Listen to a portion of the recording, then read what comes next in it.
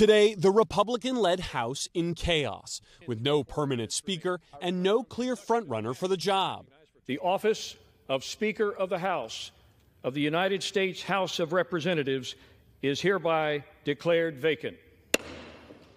Now former House Speaker Kevin McCarthy ousted by a group of 8 far-right rebels, joined by all Democrats.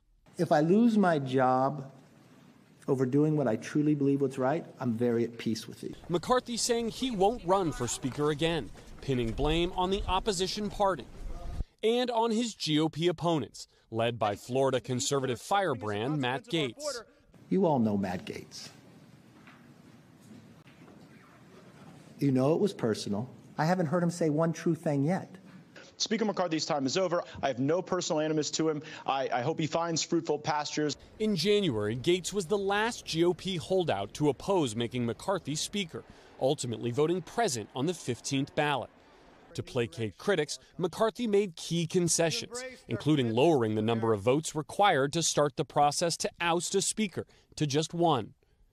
Last week, after McCarthy relied on Democrats to temporarily avoid a government shutdown, Gaetz vowed to try to remove him.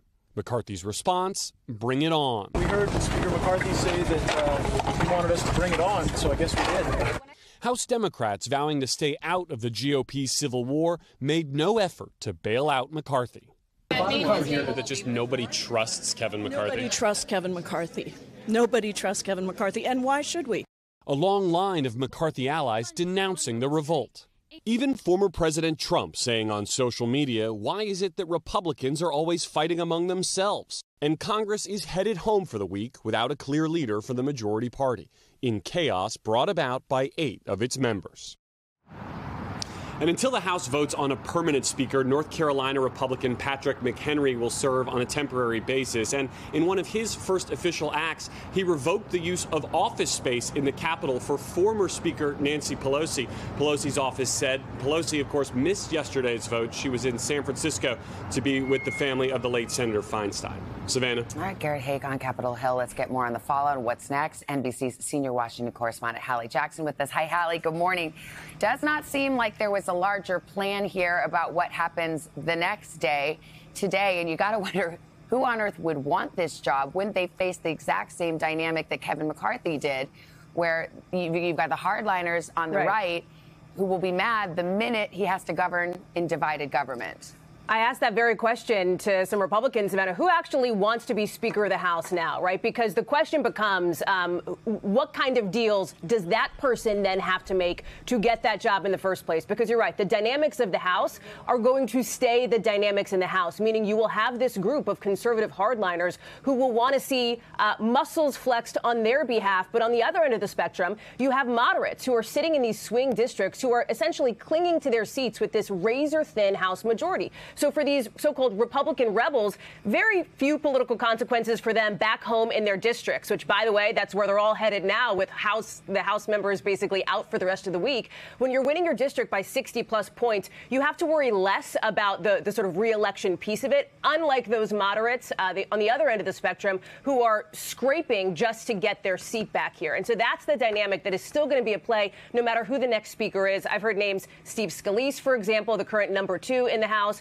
Jim Jordan, for example, who very conspicuously did not rule out the potential that he might want to be Speaker. We're just not going to know for at least a week, Savannah, and that's a big concern right now. It's just a super hard job. I mean, that is why McCarthy, for example, made this deal to keep the government open, because if you shut it down, he feared you lose those Republicans that are very vulnerable in their seats, and then you lose the House entirely and Republicans aren't in charge anymore. But how much of this, Hallie, was unique to Kevin McCarthy? I mean, the conservative right wing never liked him, and then Democrats looked at it and said, why should we try to save you? They have their own beefs. Well, and they very much refused to bail him out here, Savannah. Their beef dates back to the days after January 6th, when they felt like Kevin McCarthy basically, in some ways, bailed out Donald Trump politically by helping to revive him after the attack on the Capitol. But there's a whole string of incidents that they're pointing to, not just the impeachment inquiry against President Biden, for example, which they felt like was just a total political process here. But go back to what happened in May, when the conversations you and I were having were about avoiding what would have been an economically catastrophic default on our are dead, right? Kevin McCarthy, President Biden made a deal. 6 weeks later, Democrats felt like McCarthy absolutely went back on that deal when it came to some budgeting processes that happened on the Hill. That was a huge, huge issue for Democrats here. And then look at Sunday. After the government stayed open, after that deal to keep the government running and the lights on, Kevin McCarthy went out, Democrats point to, on the Sunday shows and slammed Democrats, blamed them for what happened as it related to the shutdown. That was, in the conversations that we've been having, the final straw, it seems like, for a lot of Democrats. It was cited by people. They felt like it was just enough was enough for Kevin McCarthy. He made his bed, and he needed to lie in it. But by the way, I mean, stop me if you've seen this movie before, but there's another government shutdown looming in about 5-6 weeks. So, I mean, Congress is at a halt right now. The House can't do anything until they elect another speaker, and it's not clear who the next speaker is. Yeah, they're totally paralyzed. And by the way, it's also not clear when they're going to elect a new speaker. I know the thinking is that potentially a week from today, you could see somebody internally in the House of Representatives emerging to take that spot.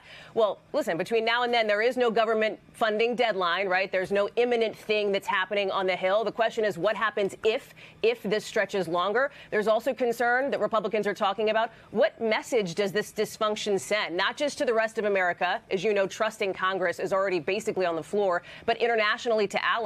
And on top of that, as you know, Savannah, in Washington, the unexpected. What happens if there is some crisis unforeseen between now and when there is a Speaker of the House? Congress is not functioning at the moment. Yeah, and that's just scary. Hallie, thank you very much. Hey, thanks for watching. Don't miss the Today Show every weekday at 11 a.m. Eastern, 8 Pacific on our streaming channel, Today All Day. To watch, head to today.com/allday or click the link right here.